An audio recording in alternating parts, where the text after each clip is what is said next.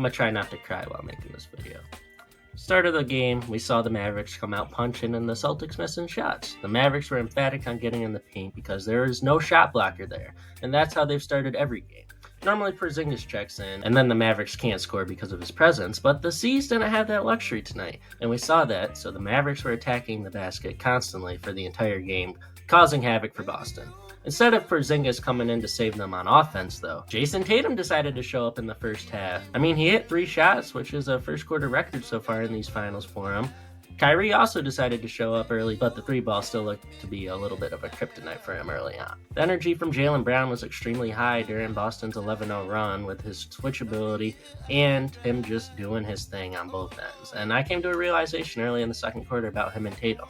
Tatum has been struggling and Brown has looked like the better player on offense. The simple answer is that Brown's off-ball movement allows him to get easier looks, and easy looks allow for a rhythm to develop, and that's why Jaylen Brown is always in rhythm or is always comfortable, because he is always moving and cutting around, and he's getting easy looks early, and because of that, easy shots. Tatum, you should take notes, but because Jayson Tatum is completely reliant on on-ball creation, which is way more difficult, he's not getting his easy buckets, and he's not in a rhythm, and when he's doing all this on-ball, trying to attack off the dribble, doing all this stuff, and being unable to finish, even though he makes good moves off the dribble, it's because this dude does not have a rhythm. Luckily, he has not realized this yet, because as a Celtics hater, I just want him not to perform well. Luka Doncic started barking with the officials in the first quarter, and it carried over into the second quarter.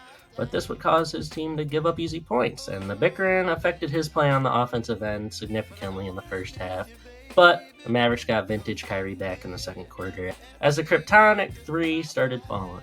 Jayson Tatum fought off all his demons in the first half as well and kept up with his hot start, and for a minute there looked like the best player in the series.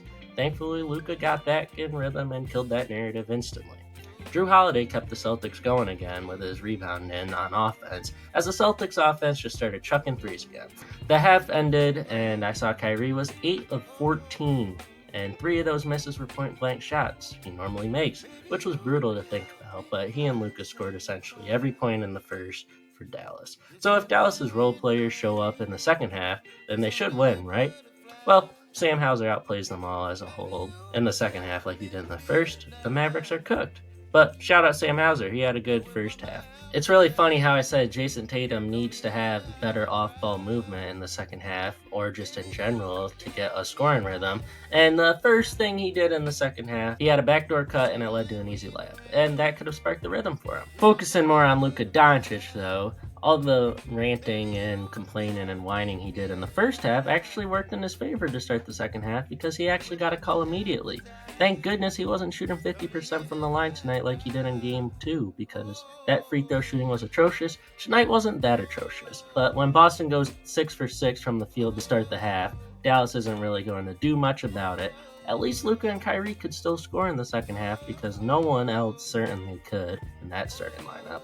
Dallas smartly called a timeout though after Boston went on that little run to start and tried to counteract the offensive issue with playing Tim Hardaway Jr. more, and they subbed him in immediately in the second half. Did not help them at all, as he actually made them worse on offense. The only thing worse than the Mavs offense outside of Kyrie and Luka was the complaining that I thought would have peaked in the first half. But Luka went up a whole new tier in the third, and I can't believe he didn't get teched because it was just blasphemous the amount of whining he did tonight. The spotlight of the third quarter needs to be on Jaylen Brown, who was absolutely shredding Dallas's defense with his scoring and passing. And then on the defensive side of things, he was locking up Luka and Kyrie and just alternating on them. And he ended the series with a monstrous dunk. Well, at least I thought he ended the series, but in reality, he only ended the quarter. It really couldn't get much worse for Dallas in the fourth, but then the Celtics started raining threes, and yeah, that was the end of the game. But then the Mavericks decided to play defense, and then they compiled a lot of stops together, and guess what? That allowed them to go on an 11-0 run. 10-0 run, sorry. Immediately after the timeout, though, to counteract the 10-0 run, Jayson Tatum turned it over immediately, and he was in fourth quarter mode. I guess you really only do get 1 quarter with this dude, and you got 2 today, and they were both in the first half. Luckily, you got Jaylen Brown. Oh, wait, he had bad turnovers, too.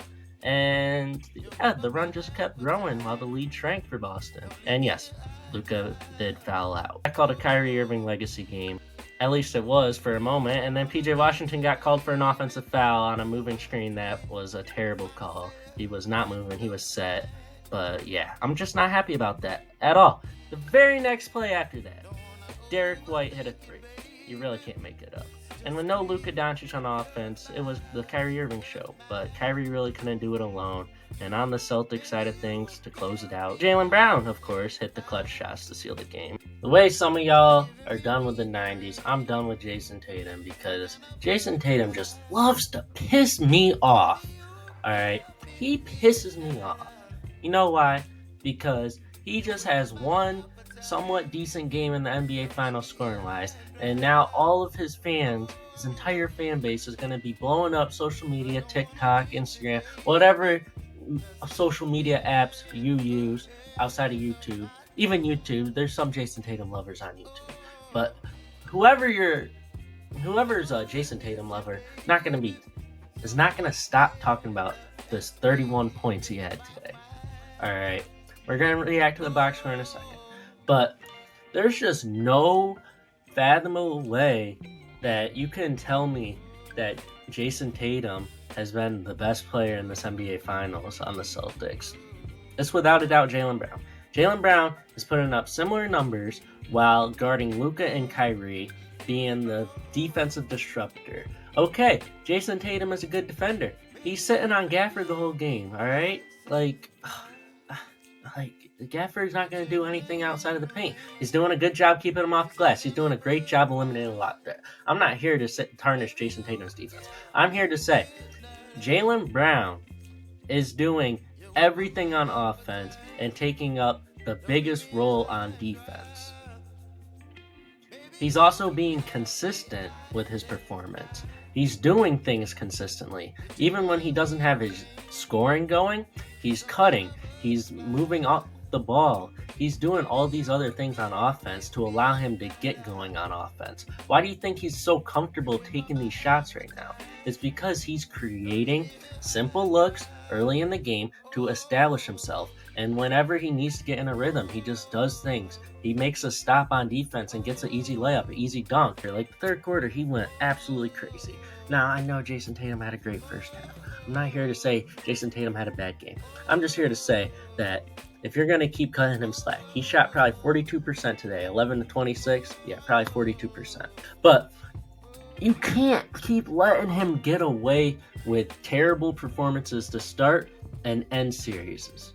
He needs to be consistent through a whole playoff series that is a long playoff series. Now, he doesn't have a long playoff series this season because the Celtics are a super team. I mean, damn, the Celtics were up 21 points without Porzingis tonight, and that's just telling enough. Now, the Mavericks were lucky to only be down 21 points. Don't worry, we're not done talking about that. We got a lot to discuss because their offense outside of Luka and Kyrie was abysmal. PJ Washington, Derrick Jones Jr., Daniel Gafford, Derek Lively, Tim Hardaway Jr. Tim Hardaway Jr. was on the court today to play offense and then hit a shot. Really? Now, I know you haven't played in a while, but come on. All these Mavericks players, though, we're going to talk about you in the box score, but right now, Jayson Tatum cannot keep getting away with this. Celtics fans need to stop. You need to hold him accountable. He was awful on offense the first two games. Sure, he has assist numbers. Who cares? So does Julius Randle. Okay? Julius Randle has good assist numbers too. None of y'all are talking about Julius Randle the way you're talking about Jayson Tatum. So I, quite frankly, do not care what you're saying. Because, quite frankly, Jayson Tatum and his offensive skill set, it's literally all about him and centered around him scoring off the dribble. Why do you think he always does this stupid sidestep three? Alright? He's trying to be ISO. He's literally Julius Randle on a team with excellent role players. Alright? I don't want to hear any more Jayson Tatum talk. Alright? Julius Randle can do the same thing. Jayson Tatum's just a better defender, and he's been to the conference finals and the finals more times. I really don't care. I'm done talking about Jayson Tatum for this video. Let's look at the box score. 31, 6, and 5 from Tatum on 11 of 26 from the floor, 4 of 13 from 3. Obviously, a lot of those three-point misses were from sidesteps. He was a -4. Jaylen Brown was a +13. He went for 38, 8, and 12 for 22. 2 and 9 from 3. Jaylen Brown didn't shoot it good from the 3-point line. Kyrie Irving had 35 points, 13 to 28 shooting. I mean, could have been a lot more efficient. But Luka Doncic, on the other hand, 27 points on 27 shots is very inefficient, and that's not ideal. That's not going to get the job done. Obviously, he fouled out. Not much else to talk about there. Everybody else, PJ Washington, 13 points, yet he still barely did anything on offense. Everyone else got 2, 6, 3. Derek Lively had 11. He was good tonight, but yeah, not much else to say. Y'all enjoy Game 4 because it's probably the last game we're going to see. But if you want to see what I had to say about Game 2, click on the video on the screen.